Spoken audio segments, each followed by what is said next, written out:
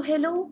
Today we have Vinay Rajagopal, author of Diksuchi, navigating the path of lifelong career satisfaction and triumph campus to career and beyond in profession for Indian campus and professional explorers for an exciting rapid fire session. Are you ready, sir? Yes, I am ready. Go ahead, please. Let's start with the first question. What inspired you to write this self-help book? Okay, the inspiration to write Diksuchi is from actually observing the common plight of many young individuals. In fact, they are feeling in the vast sea of career choices, right?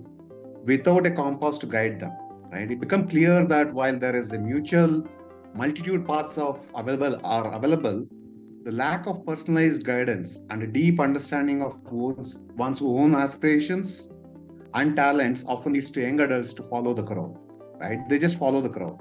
So this usually results in dissatisfaction and the realization that the chosen path does not align with their passions or skills, right? So that's why Diksuchi, which also means the directions or guidance in several Indian languages, as we see, was considered as a beacon for these young souls.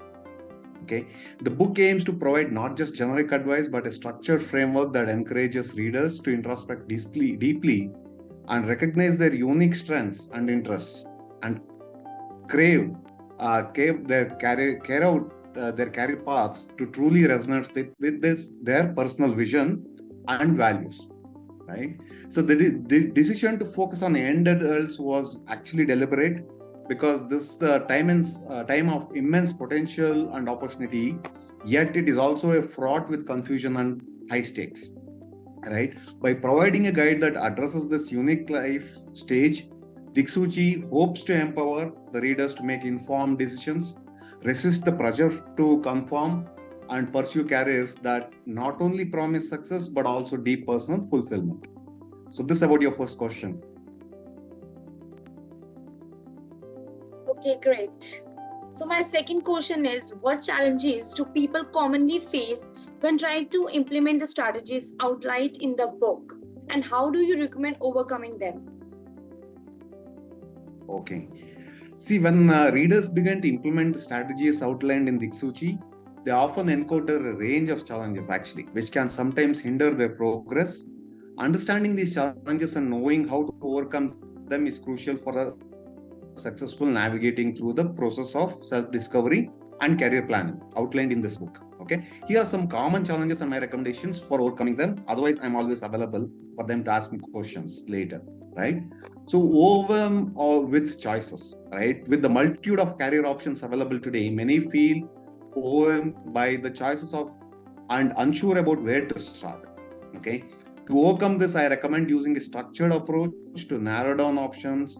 Start by accessing your interests, skills, and values through the exercises in the book. There are a lot of exercises which are provided in the book, each chapter wise, organized in a very structured manner. Right? This can help filter out less suitable career paths and focus on those that align more closely with their personal attributes. Right? The second is fear of commitment. Right? So a lot of people don't want to commit to a specific path and can be daunting because it is often feels final. Right? They don't want to do that. To ease this fear, I advise readers to view career decisions as evolving choices that can adapt as they grow and learn more about themselves, embrace flexibility, and be open in pivoting or making adjustments as needed. Right? The third is lack of instant results. Right? So many want instant results, but implementing new strategies and changing habits take time. Right? And the immediate results may not always be visible.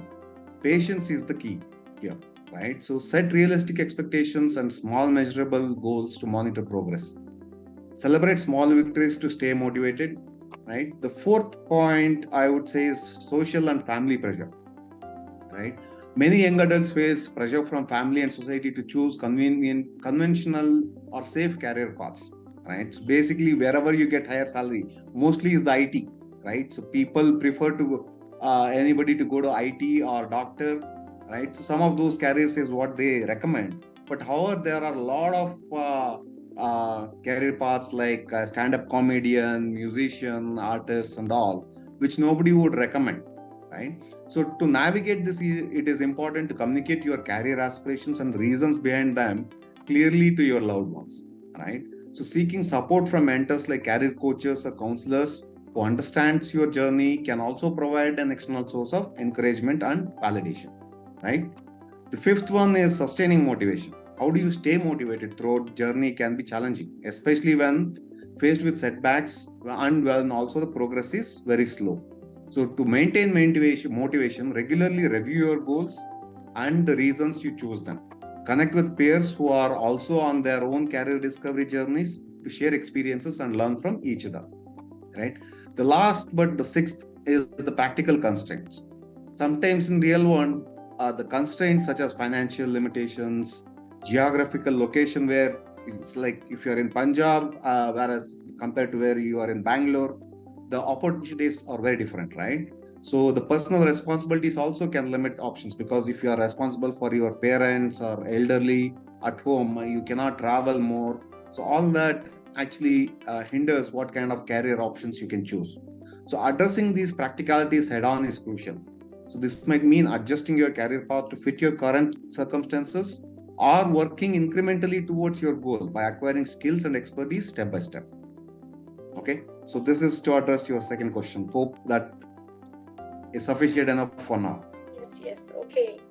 And my third question is, were there any personal challenges or obstacles you faced while writing your book, and how did you overcome them? See, some of the personal challenges while encountered while writing this kind of self-help or career guidance book, along with strategies, is ensuring relevance across diverse audience, right?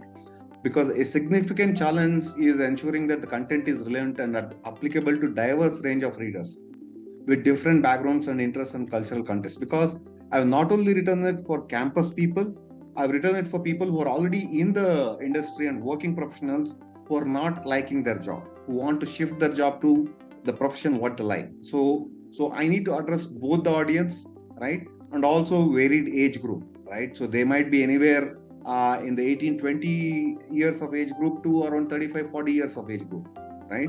So all that keeping in mind, I have conducted extensive research, including surveys and interviews, right? And a broad spectrum of insights and examples that resonate with various demographics, right? And also balancing personal insight with universal advice, right?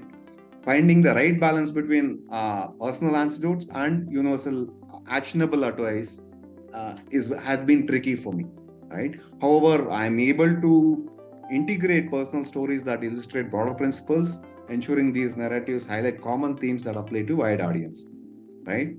And maintaining accuracy and credibility, right? So that is also something important. Dealing with personal doubts, right? So self-doubt is a common challenge uh, for me sometimes, because like when I'm writing, it might be applicable for me. I'm not sure if it's applicable for everybody, right? So this overcoming this involves seeking feedback from trusted peers, right? As you could see, one of the forward is written by the director of the Intel technology, right? Who is the currently he is the director there, right?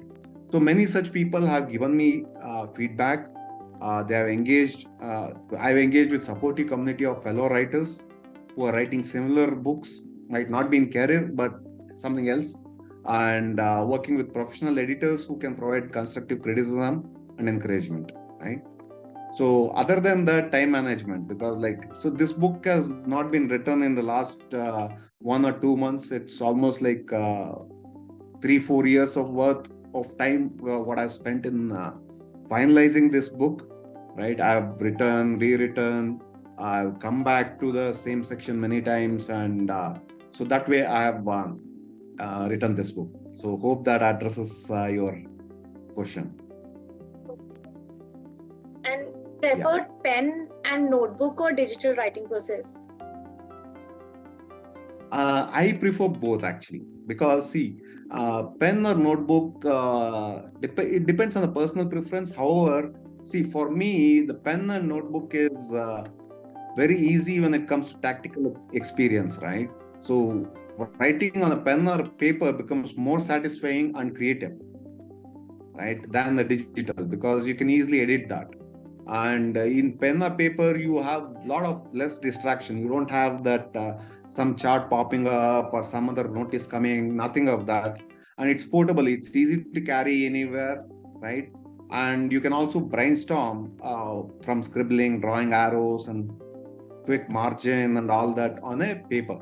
But whereas when it comes to digital writing, its editing is very easy, and you can have backup where in case like in paper, if it's like torn off or burnt, then it's gone. Like you'll have to rewrite. I don't know if it comes the same or not.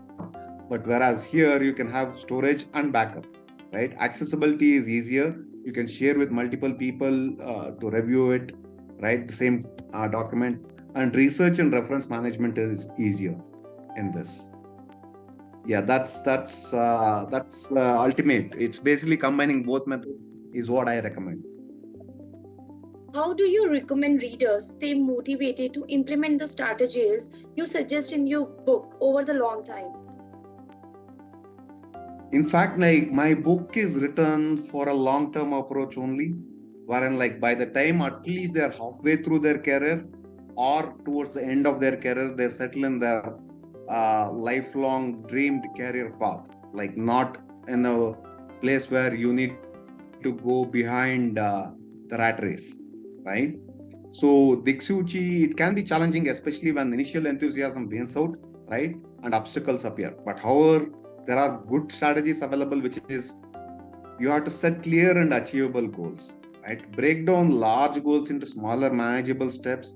Achieving the smaller goals can provide a sense of progress and success, keeping motivation levels high. Regular review and adaptation. Regularly review the goals and progress made. This not only helps in keeping track, but also allows for adjustments to be made according to the changing circumstances or insights gained along the way, right? Create a support system. Actually, this is very important, right? Engage with a community of like-minded individuals who are also implementing similar strategies. In fact, I would suggest you people form a group and collectively buy the book, right? So all of you keep a copy, write different sections of what I given as exercises, right? So all of them like can do differently, and then they can brainstorm it together, right? So this can be done via online forums or local groups or even friends and family, right? And keep visual reminders, right? So that like you can have vision board, goal charts, or motivational quotes, right? Reward yourself for setting like getting any milestones achieved, right? And reward should be meaningful, and it should reinforce your commitment to your goals, right? For example, after completing a challenging section of the book or exercise, treat yourself to something you enjoy, right? Maintain a routine, right? Integrate strategies in the daily or weekly routine, and also reflect on progress. Stay flexible, right? Be open to modifying your approach. Educate yourself continuously in the areas you're working on, right? And also the mindset shift, right? Try to view implementation not as a temporary phase. As I said earlier, also, it is a long term phase, but a lifelong improvement in your way of living and thinking. This mindset can transform your approach from one task completion to ongoing personal development. Okay, great. So Yeah. thank you for your precious time and thank you for this amazing rapid fire session and all the best for your book. One last question which you would have asked, because this is not the standard routine you ask, but like see, I also used concepts such as doshas, which is vata, pitta, kapha, and guna, sattva, rajas, and tamas, in deriving personalities and to process, right?